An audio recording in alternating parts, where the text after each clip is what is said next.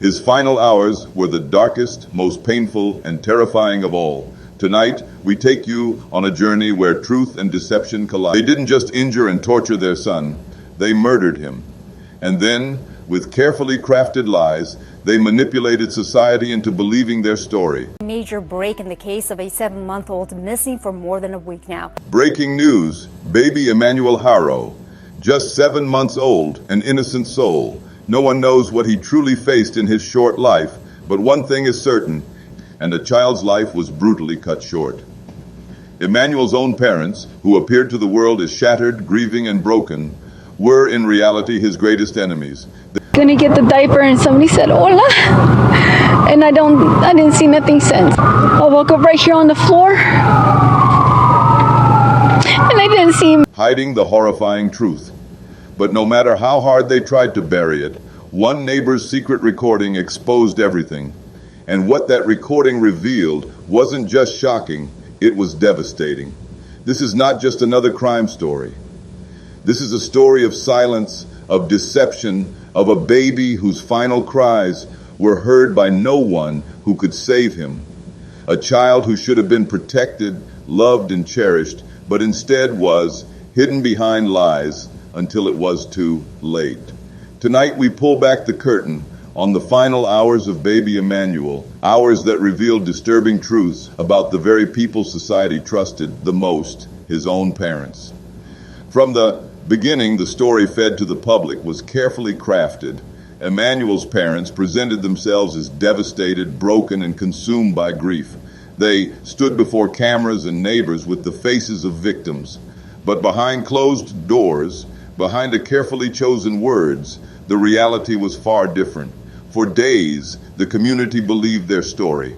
But what investigators, neighbors, and recordings would later reveal tells us something far more unsettling, that the Haros weren't just hiding tragedy, they were hiding their role in it.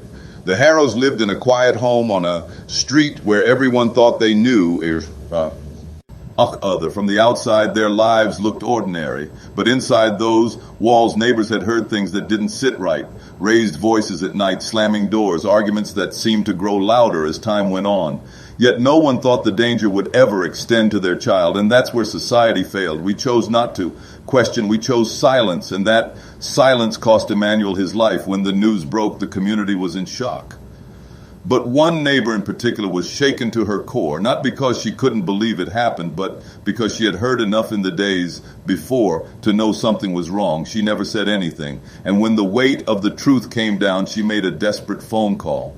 That call, obtained exclusively, reveals her raw emotion. You can hear the guilt, the pain, the recognition that she ignored warning, signs that now can never be undone. This is the voice of a woman who lived across the street, someone who saw the heroes nearly every day, who smiled at them, who thought everything was fine. And yet she carried doubts. Now, listen carefully. I can't imagine, I try to put myself in that. I'm like, I know they're up. We were like, we know they're up. They're not sleeping. We were up too. And we're just like,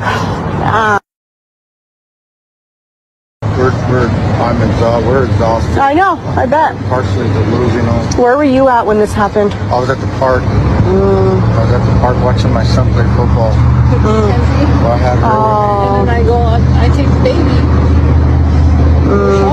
Yeah, that's how I am too. I go to the store. It was horrible. It does. The worst feeling ever. It is. Been balling on so. No, you're just numb right now. Yeah. You're just numb, The cops were treating us was horrible. Really? Yeah, it's been a Don't want to let us know nothing. There are a lot of good cops there. I'm not saying anything. Yeah. They're just doing their jobs, but it's a yeah. horrible feeling, No, yeah. So I seen on the picture like your baby was something wrong with the eyes. Is that what they're saying? A little baby eye. Okay. But it's getting corrected. He was corrected. No, he was on no medication or nothing. Okay, so. He's a healthy baby. So his little eye sometimes goes. Yeah, my daughter was like that too. Yeah. So. She was on medication for her eyes? Yeah. What was she? Well, she had a genetic. It was a genetic disease. It was in December. That's when it's cold, That's his birthday. His voice is unsteady, shaking as she says, When I heard the news, I just couldn't believe it. That baby, I saw him just days before, and they were smiling, acting like everything was normal. They lied to everyone. They lied to us. I remember hearing sounds that night, but I told myself it was nothing. I keep asking, how could I ignore that? How could I stay quiet? Her words capture the reality of this case better than any police report could, because the truth is, the heroes were skilled at deception. They wore masks of normalcy while chaos unfolded inside their home. They laughed with neighbors. They waved at strangers. They pretended to be the perfect family. But when it mattered most, when their child needed them the most, they turned away from their responsibilities as parents and replaced them with lies. We have to ask ourselves, what kind of parents can hold a child in their arms, then face the world with smiles and excuses? What kind of people can look their community in the eye, knowing that their child is gone because of choices they made? These are not questions for the heroes alone. These are questions for us as a society, because it's easier to believe the surf, ace, to accept what we're told than it is to look deeper and confront uncomfortable truths. And Baby Emanuel paid the ultimate price for our willingness to look away. In the aftermath, contradictions began piling up. The parents' statements to police didn't match what neighbors described. The timeline of their movement, his final hours, were the darkest, most painful, and terrifying of all. Tonight, we take you on a journey where truth and deception collided. Emmanuel's death was an accident that conveniently erased all responsibility from those who should have been protecting him. But as evidence mounted, that word accident became impossible to accept. What investigators found suggested much more than negligence. Messages sent between the parents revealed tensions, anger, and blame.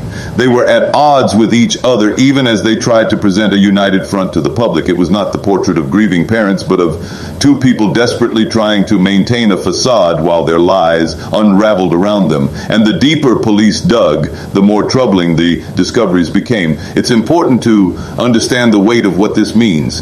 When parents lie about the death of their own child, it raises questions, not just about their character, but about the environment in which Emmanuel lived his short life.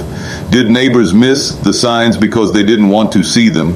Did authorities fail to intervene when red flags appeared? These failures ripple outward. They don't just tell us about one family.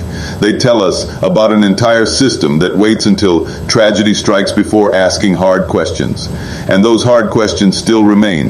Why did the heroes feel so confident in deceiving the public? Why did they believe their story would hold? What really happened inside that house in Emmanuel's final hours? These are not details to be brushed aside. These are the keys to understanding how a child could go from being alive and seen just days before to gone without explanation.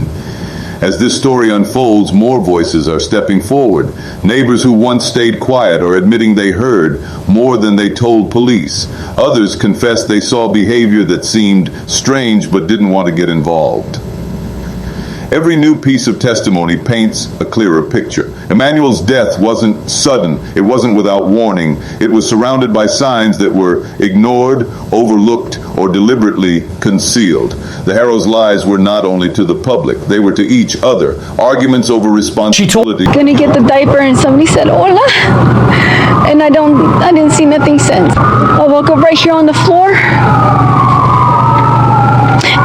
And fear spilled into private conversations that investigators would later uncover. These revelations show us not just a fractured family, but a fractured truth, a truth that Emmanuel will never be able to tell himself. And that's why it must be told for him. If you're watching this now, this is not just information. This is a call to awareness. Stories like Emmanuel should not fade from memory once the cameras turn away.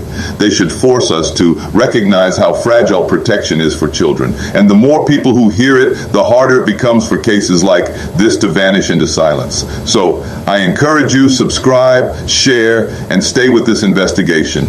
The truth must reach out beyond these walls, because Emmanuel's story is not only about what happened in one home, it's about how many homes could be hiding the same secrets. As investigators press forward, new documents, recordings, and testimonies are emerging. The timeline of Emmanuel's final hours is being pieced together hour by hour, moment by moment, and the more those pieces fall into place, the more disturbing the picture becomes. What investigators are finding is not just tragedy, it's betrayal.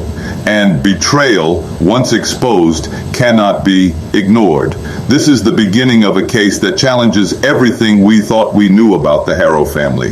It challenges what we believe about neighbors who stay silent. It challenges the systems that fail to step in. And it forces us to ask how many more children will suffer before the truth matters enough to act.